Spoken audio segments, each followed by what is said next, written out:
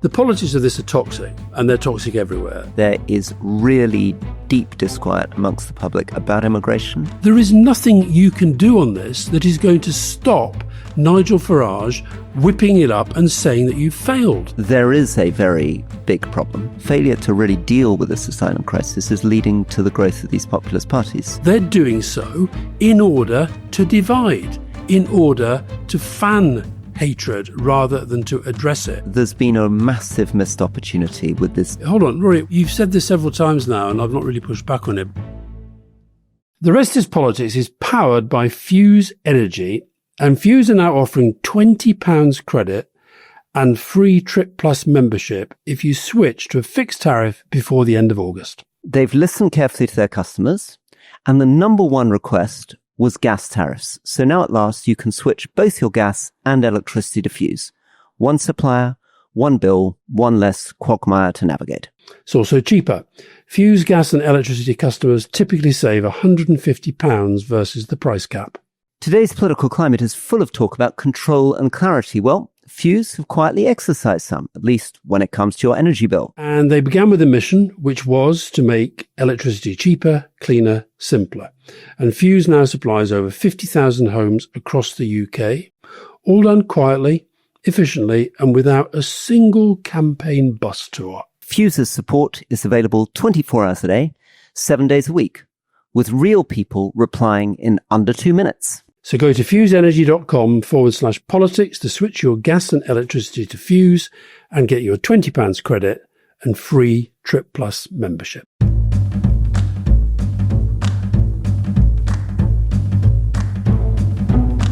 Welcome to The Rest is Politics with me, Rory Stewart. And with me, Alastair Campbell. We're going to talk actually about flags in our discussion of all things populist and Faragist when we talk about the UK. What's your take on what's been going on with boats, flags, asylum hotels, Farage, etc.? Well, quick summary for people. I mean, I think most UK listeners will be deep into this, but Farage is now on 33% in the polls. A Telegraph article yesterday suggested the Tories, which when I was in government was up at sort of 350 seats, could be down to 22 seats in the next election. I mean, almost disappear. And Farage Nigel Farage, head of reform, has announced his new big policy on immigration, which is, I was about to say, straight out of the European populist playbook, and it echoes a lot of that, but it's closest to Trump. It is about asylum seekers will be detained in military camps. There'll be different Bill of Rights for British citizens compared to foreigners. There will be immediate expulsions to places like Rwanda. He's going to leave the European Court on Human Rights. And essentially, there will be a big challenge to the legal system, to the judges, in order to take radical, extreme action. And at the same time, there is really deep disquiet amongst the public about immigration. And we can get into the realities of it, but there's no denying that immigration now seems consistently in the polls to be number one on the public's mind, well ahead of things like the NHS. 70% of people think immigration's too high. 70% of people think that Keir Starmer's government is mishandling the migrant crisis. And this has then led to these big demonstrations outside hotels housing asylum seekers. People will be aware that we haven't managed in Britain to sort out asylum reception centres properly in the way they do in countryside Germany, so that asylum seekers in Britain, of which we had about 100,000 asylum applications in the last measured year, end up in hotels that were 400 under the Conservatives, reduced under Labour, but still 200. People have been demonstrating outside those hotels. Of course, Southport riots was a big example of violence, but in this case, it is the resurgence of the St. George's flag, which is now appearing everywhere, the traditional flag of England. Over to you. Yeah, I want to apply a bit of perspective to this because I think there's a difference. I'm not denying immigration is a big issue. I'm not denying that the small boats issue has become a symbol of that, and politically it is unbelievably difficult. But just to give you a sort of illustration, one of our producers sent me a message just before we started saying Farage is speaking live at the moment. He's being watched by 3,000 people on YouTube. Now that is a fraction of what you and I get if we do a live. And that's not to boast about our popularity, but it is to illustrate that I still believe that Farage is as much a phenomenon of an increasingly right-wing media than it is of genuine public opinion. And when you have those polling figures, it's no wonder, given the way that this debate has been covered in recent months, that people are saying Labour have messed it up, that this is the biggest issue. Because if you read the Mail, the Sun, and now the Times and the Telegraph, which frankly aren't that far from the Mail and the Sun in terms of the way that they cover these issues, then don't be surprised. And likewise, I've got to say, I hate slagging off the BBC, but we're going to be talking about the Lib Dems in Q&A because we said that we'd look at some of Ed Davey's speeches, etc., etc., etc. But one of the points that one of the Lib Dem strategists made to me is that your criticism and my criticism as well, the Lib Dems don't provide cut through. You made the point, it's very hard when in politics the most significant social media platform is essentially now post-Musk a kind of right-wing fanzine for a lot of these populist politicians. And he said, and where the BBC are just literally hanging on every single word that Farage says. In my view, because the papers are pumping it up the way that they do.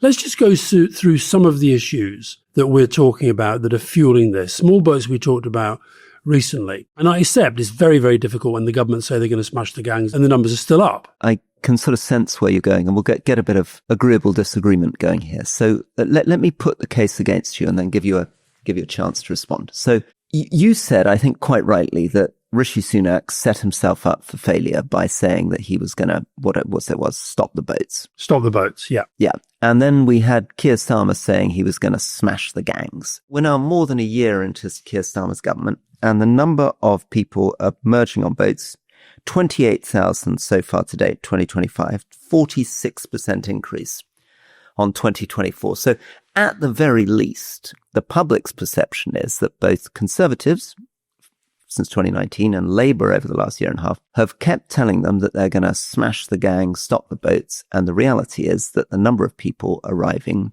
continues to be very, very high, and will probably end up with, let's say, 40,000 crossing the channel this year. But just on my point on perspective. So if you followed our media and listened to some of our populist politicians, you would think that Britain was the most asylum-friendly country on earth. We take about 2/3 of what most European countries do. If you add all of them up together and all the kind of so-called illegals and all the rest of it, you're talking about 0.15% of all the people in the UK right now. To follow this debate, particularly when we get into the issues of, they're all here to kind of, take our jobs, take our women, all these kind of profoundly kind of anti-Muslim, often racist tropes, then I just think we've got to try to get some perspective into this.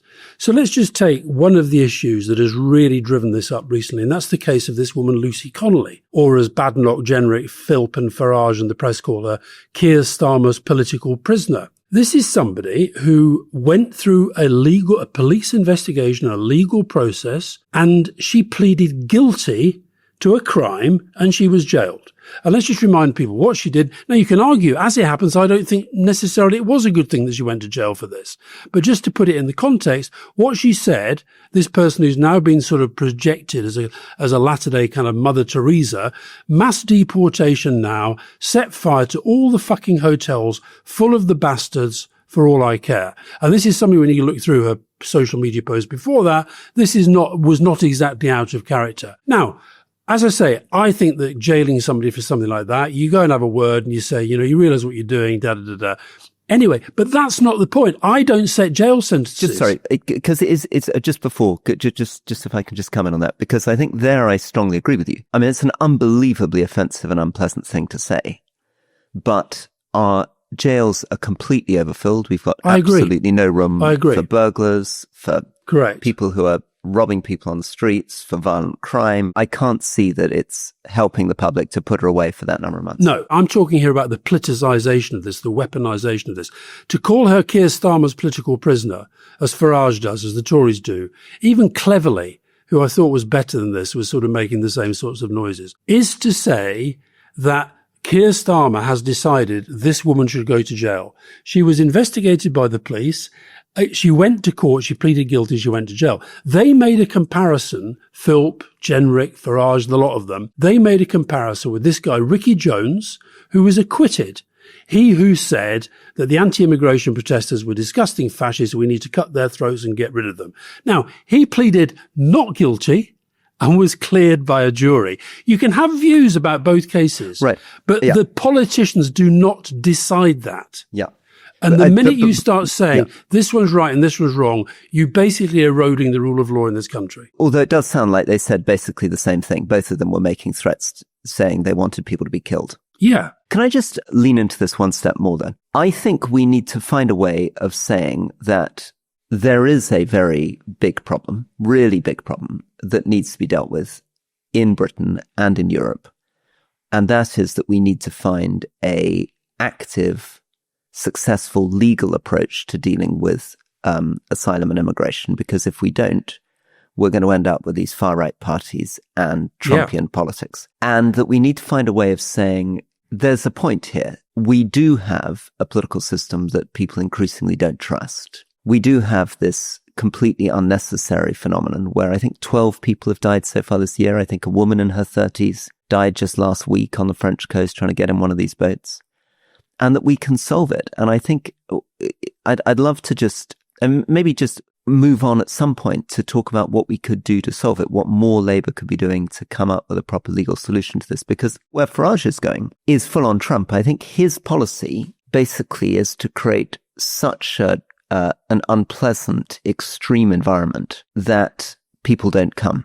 And that's why, there will probably be on day one, he would imagine, you arrest 50 people and drop them off in one of the most unpleasant places in the world. You break all the laws, you take on all the courts, you do the full Trump. Yeah, that's why I think we've got to be very, very wary of where this is going. And look, Farage is a lifelong opportunist, but I think when you see Jenrick, Philp, Badenoch, and as I say, even James Cleverly sort of basically saying that was a good sentence, that was a bad sentence, and that was a bad sentence, that is not their job. And then when you have our media playing into this, and so this whole thing about two-tier policing, we have, I would argue, had two-tier policing for quite a lot of our lives, and it's been two-tier policing against black people, at one period against Irish people, against gypsies, and all that sort of stuff. So I just think we've got to try and get some perspective into this debate. And take the hotels. You said in your introduction, there've been these big protests. Some of these places where they've been advertising protests, as one of the journalists who was covering it said, they barely filled the pavement. Now, I'm not denying people feel strongly. So Epping, the protest began because an Ethiopian guy was accused, he denies it, was accused of sexual assault. Okay? And this plays into another right-wing trope that these men are here to kind of attack our women and their culture lets them do that and so forth. Sorry, quickly on that one. I think this is really important because this has been so central to the rhetoric, isn't it? You notice Farage keeps saying, protecting our women. Jenrick was saying, I'm worried about my daughters. Yeah. I mean, this is really becoming more and more central to the whole thing. It's not just anti-asylum seekers, anti-Muslim. It's this idea that they're coming to get our women keeps coming back. And there's been a new group set up, one of these, groups that sort of emerges out of nowhere. And they all say this is just sort of, ordinary people coming together, blah, blah, blah, blah, blah. So last week you had 100 women's rights groups, Rape Crisis England, Refuge, writing a letter to Keir Starmer and Yvette Cooper, basically saying that they were allowing the whole issue of violence against women and girls to be hijacked by this anti-migrant agenda. Go back to Southport. Remember what the data about the number of the men who protested and violently after Southport and domestic violence. This idea, I'm not denying there aren't bad people. Tell us about that. Sorry, I've missed this, that a very large number of the men who were protesting had themselves been convicted of domestic violence. There was a very, very, I think it was something like 40% of people who'd been in trouble with the police and in trouble with the law over the protests had a record for, or were known to the authorities for domestic violence. So let's stop pretending that every person who's in one of these hotels is some kind of wannabe sex offender. But that's what happens when perspective is lost, when facts go out the window, and when people actually like Farage, now like Jenrick, now like Philp, don't see their job as politicians to try to resolve problems. They see it as trying to exploit it. Now, where I think you're right about Labour, they at the moment, I think, are fighting raw politics with very difficult, complicated policy. And they've got to understand the policy is incredibly important, but the politics are what is driving this now. And that is where they've got to be cannier. It strikes me that sometimes they're really missing the point. I mean, when they say that by the end of the year, they will have closed 5 hotels when there are 200 of them, it's not relevant. Nobody's interested in that kind of reduction. And I think that there's been a massive missed opportunity with this deal with France. They missed the point. I don't know whether it's the French missed the point or the British missed the point, but the whole idea, if you remember, was that anybody who arrives from France has come from a safe country. And what should happen is they should do it now. There's still a chance to do it. They've just got to get there with the French. Let's say that from the 1st of October, anybody who arrives on the British coast will be returned to France. And you just do it on the 1st of October. You do it with the first 50 people. You get all the media there. There'll be a huge outcry. Why you've said this several times now, and I've not really pushed back on it, but we've had a lot of people saying, why should the French take on what is a British problem, in part because of Brexit? Farage never wants to talk about that, and the media never wants to challenge on it, but partly because of the Dublin Convention and our withdrawal from that, but also, frankly, because you talk to French politicians, they'll say, why can't you people have identity cards? There are other things that we could do. Why should the French take them all back? Because it's going to be in Europe's interest to do it and in France's interest. I mean, firstly, in the very short term, of course, what we should be doing is promising to take a set number of genuine asylum seekers from France in an orderly, controlled way. So we say to France, we will take, for example, 25,000 asylum seekers from France a year, and they will focus on the people that most need. I've tended to say things like female judges fleeing the Taliban as opposed to young men jumping on a boat and paying people smugglers.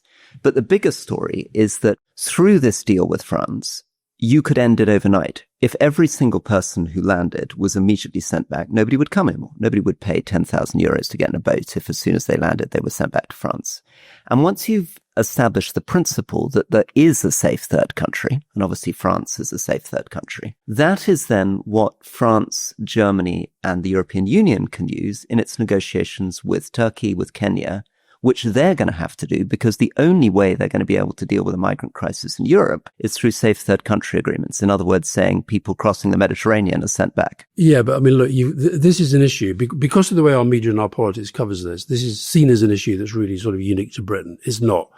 You've got Italy, you've got the same problem. You've got Greece, you've got the same problem. We were in Cyprus, you had the same problem. Which is why we need to, I think that's precisely my point, right? That we are facing exactly the same problem. And it's the same problem in all these countries, which is the failure of the governments to come up with a safe third country solution. Failure to really deal with this asylum crisis is leading to the growth of these populist parties. So it's not in Europe's interest for Farage to become the next prime minister in Britain. And it's not in Britain's interest for the AfD to take over. So what we need to prove with the UK-France deal, and this is why this one in, one out thing's so silly.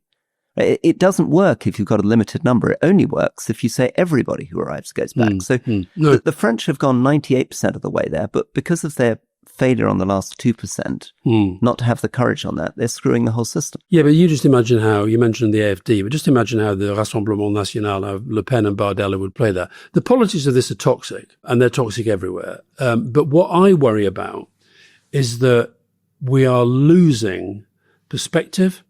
We're losing any sense of fact. And look, I had a woman write to me last week and she said, it's all right. It's all very well for you. I bet you don't live near one of these hotels. As it happens, we do live quite near one. Added to which, I think that the way that this is being whipped up to be bigger than it actually is, it is a problem. I agree with you about that. Governments need to do better at resolving it. I agree with you about that. But the fact is, and I said this to one of the Labour team the other day, there is nothing you can do on this that is going to stop Nigel Farage whipping it up and saying that you failed. So your politics on this has to be much more about taking the fight to them about what sort of country we want to be. This leads me on to the thing about the flags. I've got nothing against people flying flags. As I say, I just arrived in Singapore, they're everywhere. I actually think the flag is it's a perfectly nice thing. When it binds people together. But let's be absolutely frank. And again, there's been very good reporting on this.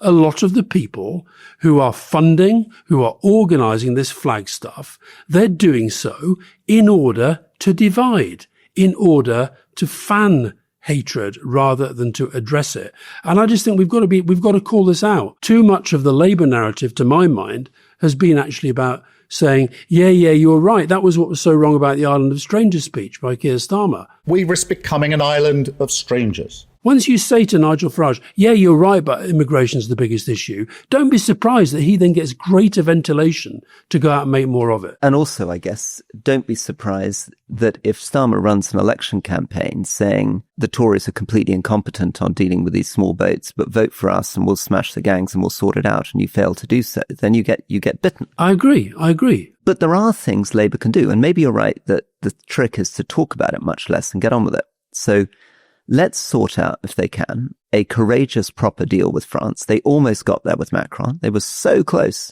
They just needed that last inch, because he's already agreed to the principle of sending people back across the channel. Let's get the ID cards. Why are they not pushing ahead with the ID cards? And ID cards could help with so many things.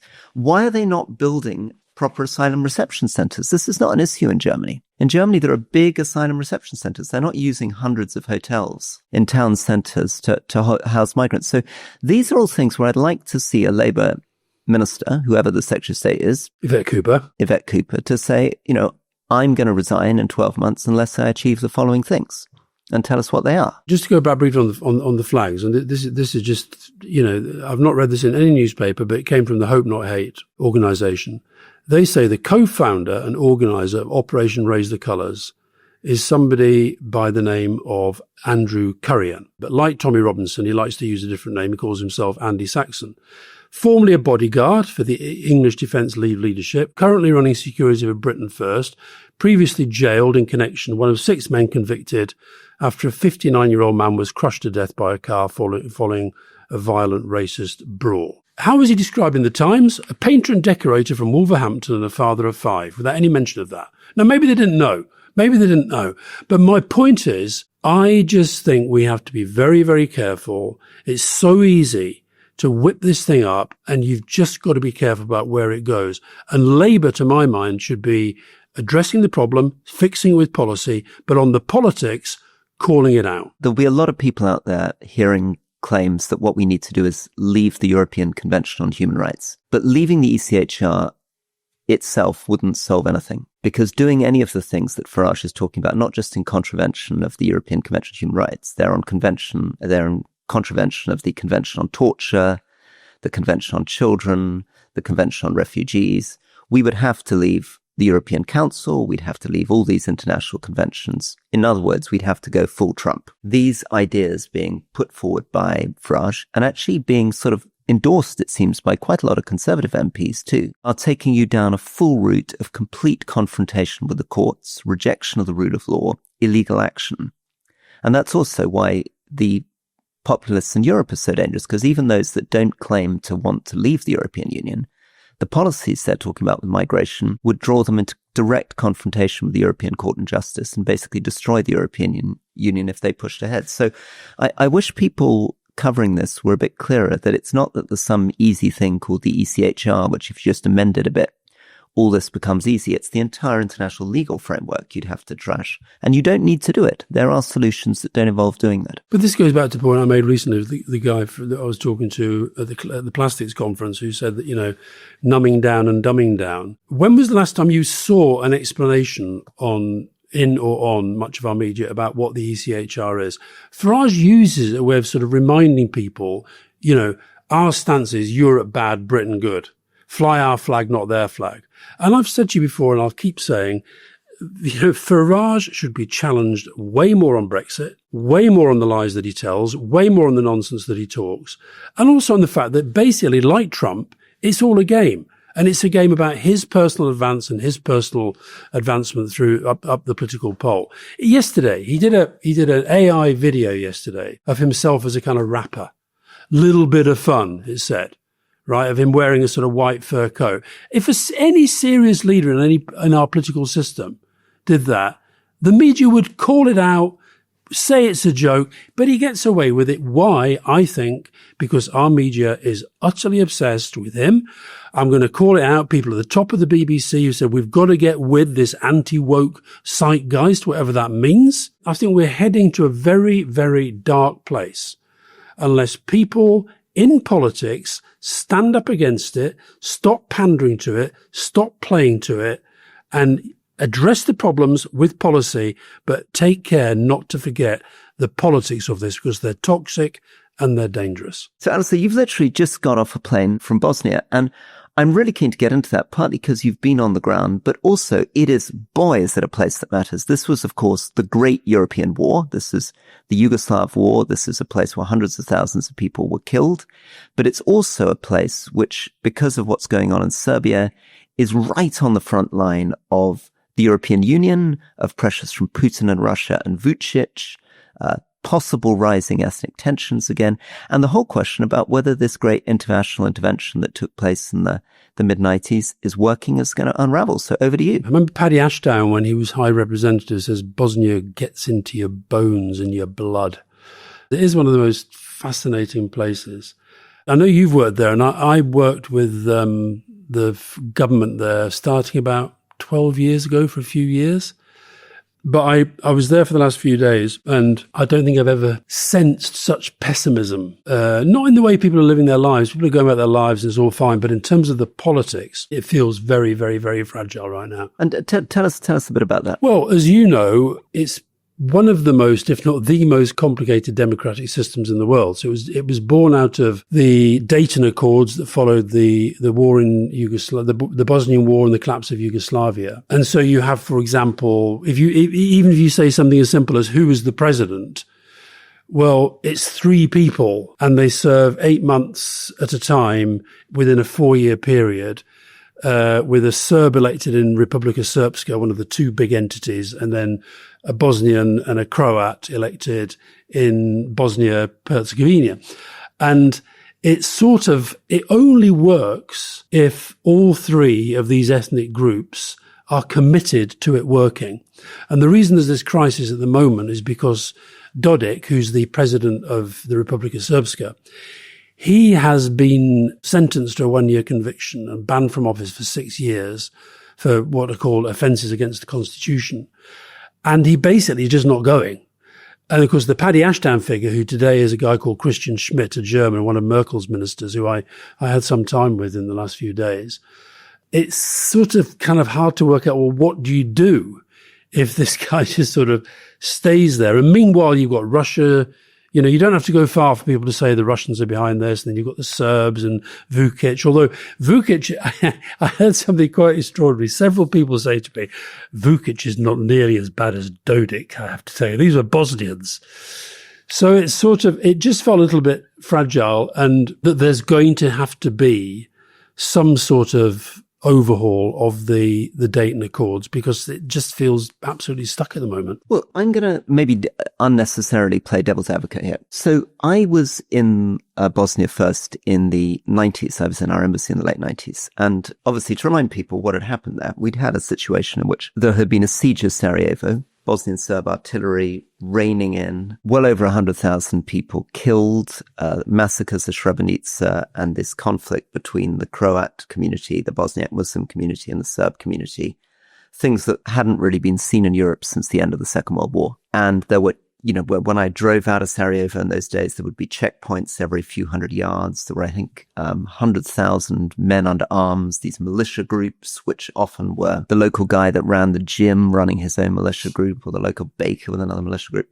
War criminals on the loose. Yeah. Karadzic, Mladic, these people. Fast forward to today, and Bosnia is an incredibly different place. And one of the big things that's changed is the most incredible economic growth. Bosnia, when I was there, had a GDP per capita about 1/10 of that of the UK. It's now about 1/3 of that of the UK. It's GDP per capita in purchasing power parity terms has gone up tenfold since the 90s. It's been growing at about 6.5% a year, when Italy's been growing at 0.5%. So along with that story of the political crisis, which is real, I'm not denying it, is this incredible growth of a Bosnian middle class. That's true. That's all true. And I don't know when you were there last, but my sense is you go back to Sarajevo now and it's incredible. There's suddenly like gluten-free bakeries erupting, and there's coffee shops everywhere. And a lot of my Bosnian friends have dual passports, which is Croat passports, or they move back from the US to do new businesses. Yeah. No, look, you're absolutely right. And one of the things that even the politicians I spoke to said to, They said, if you just let the people get on with their lives, it's all fine. But at some point, we do have to have a kind of functioning political system. And right now, it doesn't feel like that. EUFOR, which is the kind of, the international military force that is there to maintain stability, they are upping the numbers that are there. And I completely agree with you. It's nothing like it was. But I guess it's because that progress has been so phenomenal. And because it does feel like I met loads of British tourists there who were just they said, I can't believe this place is amazing. And as you say, nightlife and restaurants and bars and all that stuff. But unless this political thing gets fixed, and it's hard to see how it gets fixed. I must say, by the way, I was really, the flag flying British patriot in me. Several people said to me that, in fact, one guy who's a politician, a former politician, and he said to me, the joke used to be that the most important country in the European Union for Bosnia was the United States of America. Today, the most important country in the European Union for Bosnia is the United Kingdom. Both our ambassador, a guy called Julian Riley, who I didn't meet, but also Karen Pierce, remember, who was our ambassador in Washington. She's now a special envoy in the Western Balkans. People said they were making a real difference. So that was very, very nice to hear. That's lovely. Well, look, let me keep on going on my ridiculous optimism. So the other thing that's been really incredible, which makes Bosnia unique, is the returns of people. So as we often talk about, we just interviewed the president of Cyprus. There's been no Greek communities returning to North Cyprus since that war. There's no Palestinians returning to Israel, but there have been incredible returns across Bosnia, and places like Republika Srpska are incredibly multi-ethnic. There are mosques popping up in places where there had been genocides. And a very large number of the cantons, almost a Swiss system in Republika Srpska, very few of them now have a overall majority. In fact, in many cases, the biggest ethnic group is only 30-40% of the population. And I've got friends who've got cousins and relatives in Republika Srpska, and they were up last week in one of the most extreme, nasty places from the war. And they were just talking about how remarkable it is that this mad political system that you're talking about is actually forcing coalition building. I mean, even Dodik doesn't have an overall majority. And it's not just three ethnic parties. You end up with sort of dozen parties in all these little governments being forced to compromise. So here's my really provocative thought for you, which you can push back on. My provocative thought is that possibly we're getting too worried, and possibly what's happened is that there are lots of Western diplomats sitting around worrying about the politics because that's what they're paid to do. And we have an incredible overpaid German who's called the High Representative, Christian Schmidt, earning thousands of euros a month in order to do something. His predecessor was an Austrian, spent 12 years and basically did nothing in 12 years. And in trying to justify their job, they end up generating these crises. So my solution to the whole thing is kick out the High Representative, get rid of this completely ridiculous that we still have an office, the High Representative. Sounds like kind of old colonial days. There's no reason for Bosnia to have such a thing anymore. Bring them into the European Union, problem solved. Well, I think the path to the European Union right now is quite tricky. Let's just put it that way. No, I think you've been very, very harsh there. And also, I wasn't hearing this from the diplomats so much as from the politicians who felt that the Dodik thing was really, really quite serious. And also, what's really interesting, Dodik, so the guy that I was mostly closely involved in was the former foreign minister, former prime minister, who's now the UN ambassador for Bosnia, a guy called Zlatko Lagumdzija, and a very nice guy. And when he was prime minister, I think it was, basically Madeleine Albright, then Clinton's Secretary of State, said that he and Dodik were seen as the two great kind of hopes. Yes, but Paddy Ashton basically responsible for Dodik getting the job, along with the US. They put a lot of pressure behind Dodik. In fact, they cleared out all the Croats and created the space for Dodik to take over. I know. I've worked out who you've been talking to. I'll tell you why. When I was doing my research, Rory, I've got you here. I came across a piece written 15 years ago by your friend Gerald Knaus. And my friend Felix Martin, who you remember too. And Gerald Knaus wrote a piece saying that Ashdown was behaving like a sort of viceroy, trying to turn this place into a new sort of Raj. I think you're being quite harsh about Schmidt, because I had a very good, interesting chat with him. He was, look, he's I get your point. I really don't think he's trying to keep his job there. I think he'd love it if the whole thing would just work and he could go back to Germany. But I'll tell you one thing that I thought was really interesting about the way that the politics of this in terms of Russia and Serbia and America. So they're very, very pleased that the Americans are sending a diplomat as their ambassador rather than a kind of Trumpian appointee. Britain, as I say, is seen as being very, very significant in this. Russia is all over it, as people would expect. But I kept hearing, and not from Serbs, I kept hearing actually that Vučić is being a lot more responsible in this than maybe he gets credit for. Some people said he actually exports his problems. He's got all this trouble at home, so he doesn't mind stirring it there. But Dodik was the one that was getting it essentially for saying he's not going to respect elections. He's going to have a referendum to say that he should be allowed to stay. So that was where it maybe felt a lot messy. And I was talking to people who were, very much against Dodik. And of course, the other figure who sort of hangs around in the background here is our friend Viktor Orban. In fact, there was a point not long ago where 300 plainclothes armed Hungarian police officers crossed into Republika Srpska without any approval from the Sarajevo government. And they were there apparently to, quote, train local police. But actually, this was what was going to happen. They were going to possibly extract Dodik should it get to that. So that was, they are sort of talking in those terms.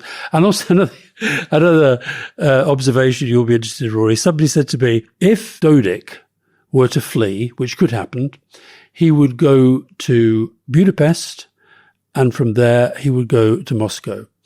If Vučić is ever to flee, he said, he would go to Budapest and then to Dubai. Good. There we are. Well, just to broaden it out for a second, we've talked quite a lot about this, but I guess it is really important to put Vučić and Serbia in the middle of this, and the way in which those protests that we've talked on the podcast about in the past continue. These protests that began with the collapse of a railway station, but have spread to massive youth protests against a Serbian government that has frozen in the past. I mean, in many ways, it's the one part of Yugoslavia that has never managed to move on from the war, never really been able to accept its responsibility, never really been able to reconcile, never really been able to think about how to readjust. And then we also interviewed the Prime Minister of Kosovo, Albin Kurti, and there the problems that you're talking about in Republika Srpska played out in northern Kosovo are very, very extreme and very, very dangerous, because at least there are institutions in Republika Srpska. Dodik is part of these sort of state institutions, however much strain there is. Northern Kosovo, no Serbian participation institutions, Serbian police incursions, arrests. So this story, I think, will be with us for a long time. I guess my only agreeable disagreement is to think that I'm still more worried in the end about Northern Kosovo at the moment than I am about Bosnia. I get that. I guess the thing that struck me, because I was there for this charity football match with lots of these sort of famous. Oh, did you play in the end? Did it happen? Oh, no, it was abandoned because of floods. I mean, it was a nightmare. Oh, but anyway, no. I'm going next year to play in Croatia, where I'm going to be the captain alongside Luka Modric. Luka Modric, my great hero. Your lookalike. Yeah. Your lookalike. Yeah, exactly. My lookalike too. Yeah, exactly. Yeah.